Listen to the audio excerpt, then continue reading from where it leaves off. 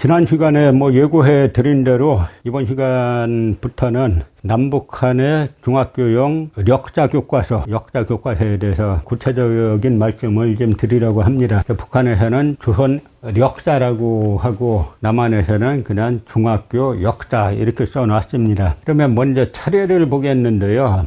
제가 북한의 중학교 역사 교과서를 보고 그 다음에 남한의 중학교 역사 교과서를 보고 좀 놀란 게 있어요. 뭐냐면 남한의 학생들이 배우는 중학교 역사가 왜 이렇게 어렵냐, 왜 이렇게 내용이 많냐, 도대체 이 중학생들에게 뭘 가르치려고 이렇게 많은 이야기들을 갖다가 다 집어넣냐 라는 생각이 들었습니다. 중학교 1학년이면 이제 초등학교 졸업하고 갓 중학교 올라왔으면은 이 중학생들에게 한국사 가르치려면 핵심적으로 기본사항을 이렇게 쭉 가르쳐 가지고 흐름을 알게 하고 그 다음에 그 흐름 속에서 구체적인 사람 이야기들이 좀 나와야 되죠. 그런데 이 지금 한국 남한에서 사용하고 있는 역사 교과서 제가 살펴보고 진짜 깜짝 놀랐어요. 먼저 목차를 한번 이렇게 보죠. 처음 시작이 문명의 형성과 고조선의 성립 이렇게 시작됩니다.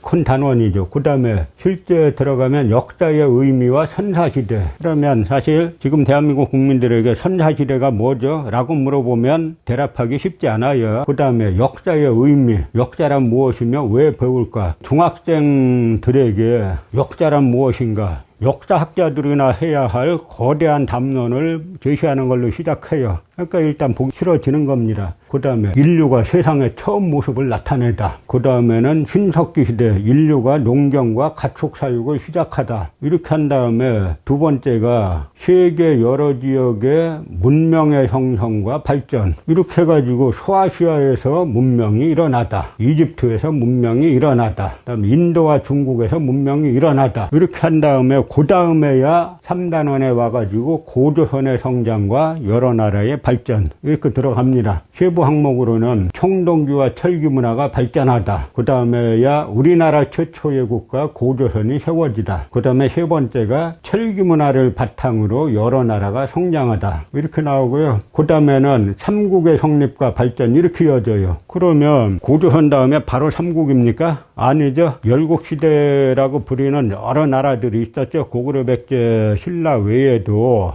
562년에 멸망한 가야가 있었고, 494년에 멸망한 부여가 있었고, 그전에도 동해가 있고, 음루가 있고, 여러 나라들이 있잖아요. 그런데 어쨌든, 삼국으로 나머진 다 없애버리고, 삼국으로 정리하는데, 고구려가 먼저 나라의 모습을 갖추다. 백제가 한강유역을 중심으로 성장하다. 그 다음에 신라와 가야가 성장하다. 이렇게 써놨어요. 그 다음에 두 번째가 삼국의 발전과 팽창. 고구려 동북아시아의 강대국이 되다. 두 번째가 백제가 위기 극복을 위해 노력하다. 신라가 한강유역을 차지하다. 그 다음에 삼국의 문화와 대외 교류 해가지고 불교 문화가 발달하고 고분이 만들어지다. 학문과 기술이 발달하고 여러 나라와 교류하다. 그러고 나서는 이제 세 번째 단원으로 통일신라와 발해의 발전 이렇게 써놓고요. 고구려의 대외 항쟁과 신라의 삼국통일. 고구려가 수당의 침략을 물리치다. 두 번째가 신라가 삼국을 통일하다. 통일신라와 발해의 성립과 발전. 이렇게 해서 첫 번째가 통일신라가 새로운 제도를 마련하다.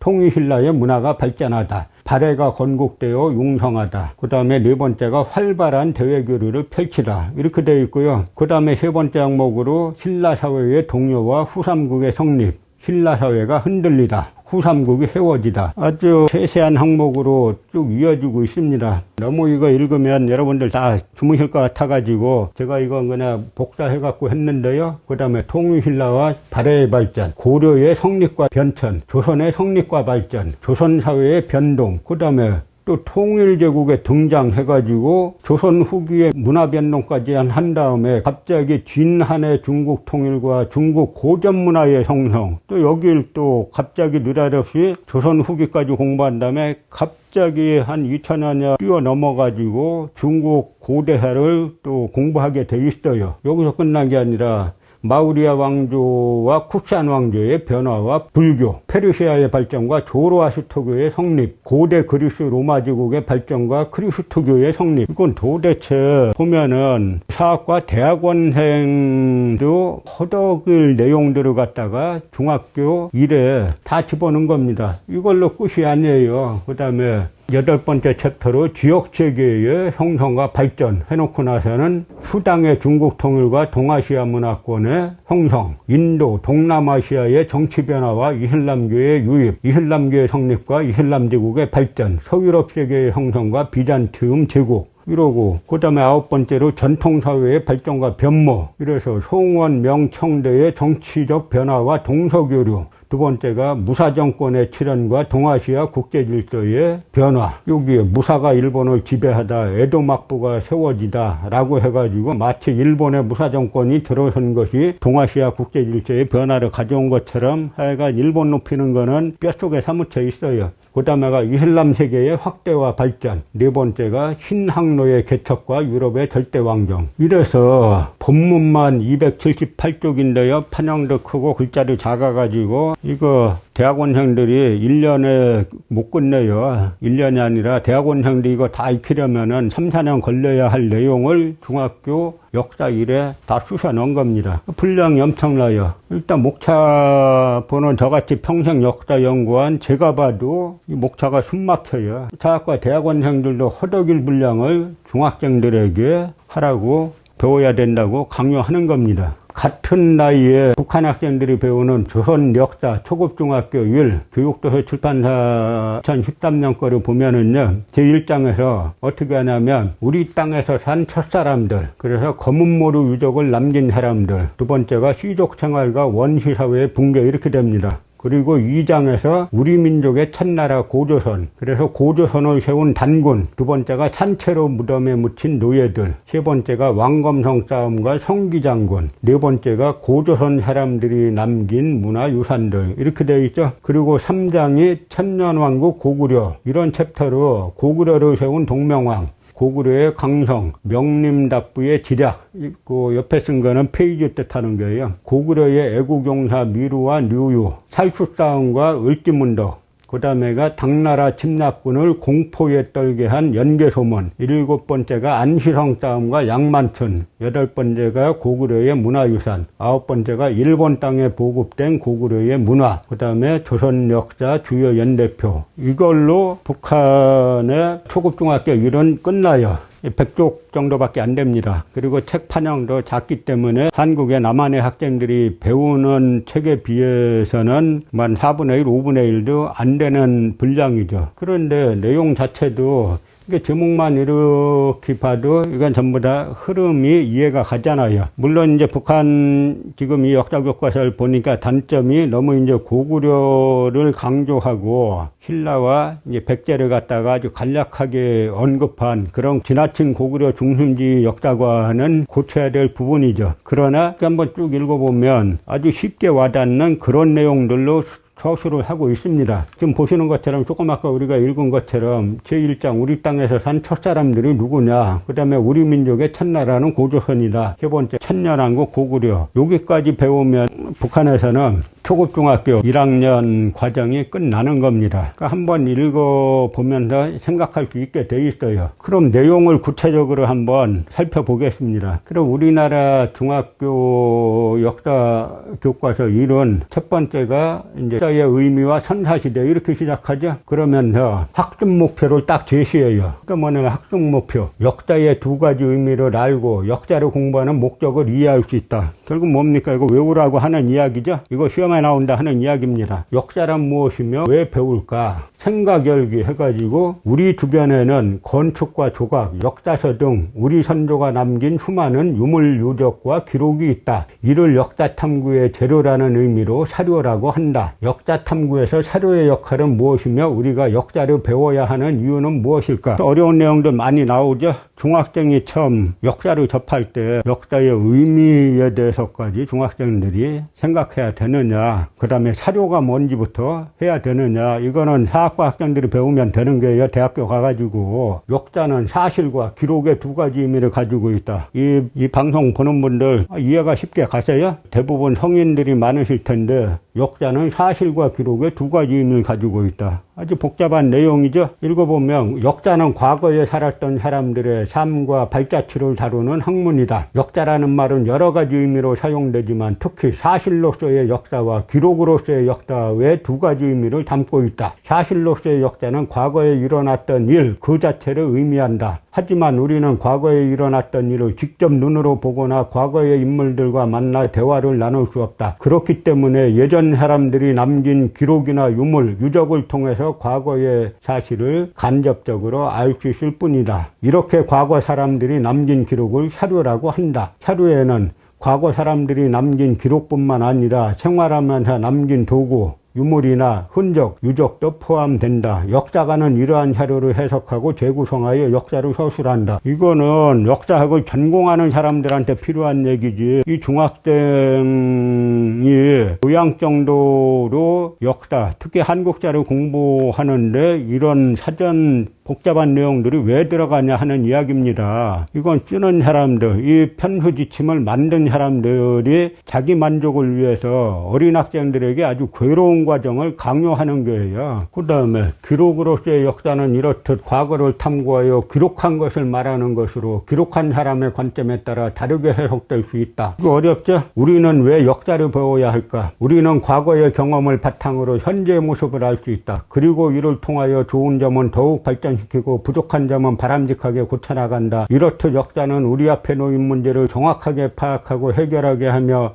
더 나은 삶을 내다보고 계획할 수 있도록 해준다. 하나의 역사적 사건을 공부할 때 우리는 원인과 과정, 결과를 파악하고 그 영향과 의의를 찾기 마련이다. 이 과정에서 다양한 사고력을 갖출 수 있다. 그렇기 때문에 우리는 역사적 사실에 대해 끊임없이 의문하고 공부하여야 한다. 그렇기 때문에 우리는 우리 역사 교과서가 왜 이따위로 구성되었는지 끊임없이 의문을 가지고 문제제기해야 되는 거죠. 이게 중학생들한테 필요한 내용이냐 하는 이야기입니다. 역사의 연대표기 떠보세요. 지금까지 기원전과 기원으로 BC와 AD로 표기하는 것이 일반적이었다. 그러나 이는 종교적 색채가 짙다는 의견도 많아 BCE 공동연대 이전과 CE 공동연대로 표기하는 경우가 늘어나고 있다. 교과서에 써놓으면 공동연대 이전은 뭐고 BCE는 뭐고 그 다음에 CE는 뭐고 이런 걸 고민해야 되냐고 바쁜데 이런 것까지 고민하고 외워야 되냐 하는 이야기입니다. 실제 인류가 세상의 처음 모습을 나타내다. 여기 한번 보세요. 뭐라고 되어 있나?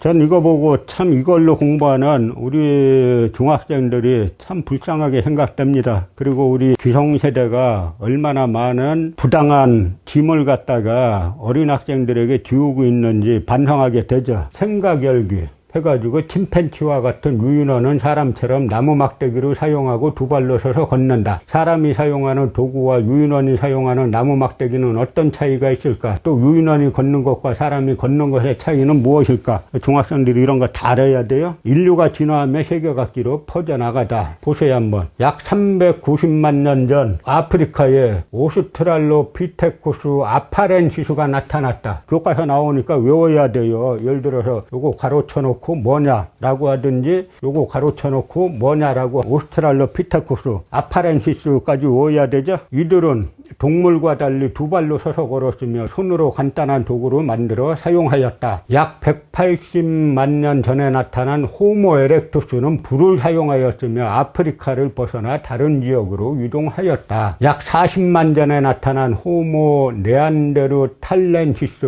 네안데르탈인은 간단한 집을 지을 수 있었고 죽은 사람을 매장하기도 하였다. 약 20만 년 전에는 우리의 직접 조상이라고 할 수 있는 호모사피엔스가 나타났다. 크로마뇽인 약 4만 5천 년 전 출현으로 대표되는 이들은 전 세계로 퍼져나갔고 이후 기후와 환경에 적응하며 그 지역에 맞는 생활 방식을 만들어갔다. 그럼 여기 한 장에서 우리 학생들이 외워야 될 게 오스트랄로피테쿠스 아파렌시스 390만 년 전, 호모 에렉투스 180만 년 전, 차이는 뭐냐? 불을 사용하고 아프리카를 벗어났다. 또 40만 년 전 호모 네안데르탈렌시스 네안데르탈인 간단한 집을 이름도 지었고 죽은 사람을 매장하기도 하였다. 약 20만 년 전에는 호모 사피엔스, 크로마뇽인 이걸 다 중학생들이 이거 왜 외워야 돼요? 이런 교과서를 갖다 놓고. 그러니까 지금 우리나라 출산율이 세계 최저인 이유는 이런 교육제도에도 상당히 기반하는 겁니다. 애들 경쟁 상태로 몰아놓고 그 경쟁에서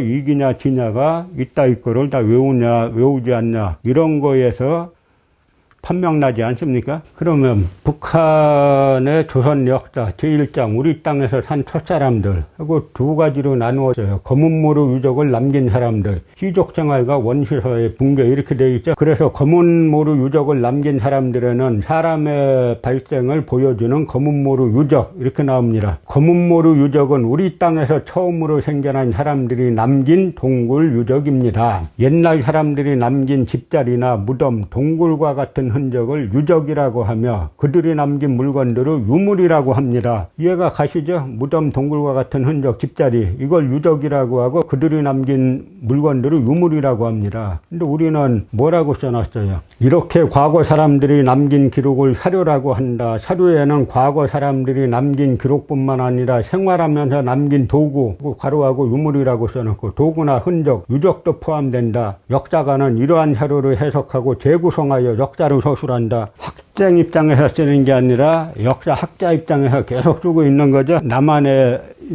역사 교과서는 검은모루 유적은 대동강으로 흘러드는 상완천 기슭의 한 삼봉우리 중턱에 있습니다. 여기서는 100만 년 이전에 살던 사람들이 쓰던 돌 도구들과 그들이 잡아먹고 버린 수많은 짐승뼈 화석들이 발견되었습니다. 이 유적에서 나온 화석들은 원숭이, 코끼리, 큰 쌍코뿔소, 물소 등과 같이 주로 더운 지방에서 사는 짐승들의 뼈 화석이었습니다. 이것은 당시 평양을 중심으로 한 대동강 유역의 자연 환경이 매우 무덥고 산림이 무성하였으므로 여러 가지 짐승들이 욱질거리고 사람이 생겨나 살기에도 유리한 곳이었다는 것을 보여줍니다. 그러니까 벌써 이야기를 갖다가 우리 땅에서 산 첫사람들이 누구냐, 그러니까 궁금하잖아요. 우리 땅에서 산 첫사람들이 누군가. 그 사람들이 바로 검은모루 유적을 남긴 사람들이다 라고 해가지고 설명하고 있죠. 그러면서 생각하기에는 뭐라고 되어 있냐면 동굴 속에 어떻게 많은 짐승뼈들이 쌓여있게 되었을까. 또 한 학생들은 동굴 속에 있는 이 사람들이 도구로 쓰던 것이었어. 그래서 뭐라고 하냐면 두 학생의 이야기를 통하여 검은모루 유적을 옛사람들이 남긴 유적으로 보는 근거가 무엇인가를 생각하여 보시오.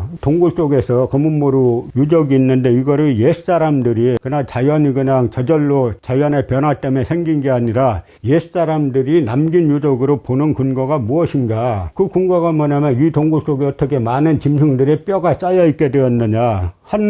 이 동굴 속에 본 것처럼 원숭이, 코끼리, 큰 땅 코뿔소, 물소 등과 같은 것이 한자리에 있으니까 이 사람이 뭐 노아의 방주처럼 우리 저 동굴에 가가지고 뭐 비피하자 그랬겠어요? 결국 사람들이 동굴 속에 있는 이 돌들은 사람들이 도구로 쓰던 것이었어. 그러니까 사람이 돌을 가지고 짐승들을 잡아서 식용으로 사용했다 하는 이야기죠. 그러면서 이런 열대지방에서 생활하는 짐승들의 뼈가 유물로 나오는 걸 봐서는 이 당시에는 이 지역이 대동강 지역이 상당히 날씨가 더웠고 그래서 짐승들도 많고 사람들도 많이 살았다라는 거를 알 수 있게 되잖아요. 그 쉽게 이해가 가죠. 그 다음에 바로 이러한 곳에서 살던 발전된 누인원의 한 종류가 오랜 발전 과정을 거쳐 점차 사람으로 되었습니다. 처음으로 생겨난 사람들이 오늘과 같은 사람으로 되는 데는 백수십만 년이라는 세월이 흘렀습니다. 루인원 단계에서 벗어나 오늘과 같은 사람이 되기 전까지의 사람들을 원시인이라고 합니다. 원시인들이 살던 인류 역사의 시기를 원시사회라고 합니다. 사람이 출현함으로써 이 땅에서는 사람에 의하여 창조되는 새로운 인류 역사가 시작되었습니다. 이렇게 이해하면 되죠? 근데 우리가 지금 남한에선 보세요. 그걸 갖다 어떻게 가르치고 있나? 이렇게 간단하게 가르치면 되잖아요. 처음에 생겨난 사람들이